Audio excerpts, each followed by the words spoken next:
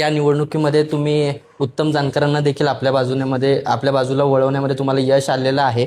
खरं तर operation tiger नंतर आता ऑपरेशन तुतारी घडणार आहे आणि तिची सुरुवात सोलापुरातून होते अशी एक चर्चा आहे. उत्तम जानकरांना तुम्ही सोबत घेताय, पक्षात प्रवेश करून घेताय त्यांचा?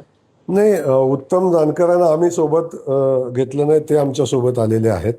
आणि याला कारण आहे की त्यांनी त्यांच्या अंतर्गत काय विषय असेल मला माहिती नाही, परंतु राष्ट्रवादीच्या नेतृत्वामध्ये आपल्या आमदारांना न्याय देण्याची क्षमता उरलेली नाही.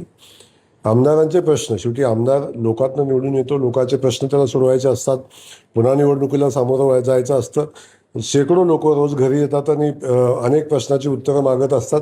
अशा परिस्थितीमध्ये या सगळ्या प्रश्नाचं उत्तर कुठं आहे तर देवेंद्रजींच्याकडे आहे, माननीय मुख्यमंत्री मोदयांच्याकडे आहे. तेच आपल्या या सगळ्या प्रश्नाला न्याय देऊ शकतात. अशा पद्धतीची भावना आता सगळ्या आमदारांची होताना आपण सगळे पाहतोय. इच्छा व्यक्त केली त्यांनी तुमच्याकडे यायची? नाही, इच्छा व्यक्त असं काही चर्चा आमची झालेली नाही.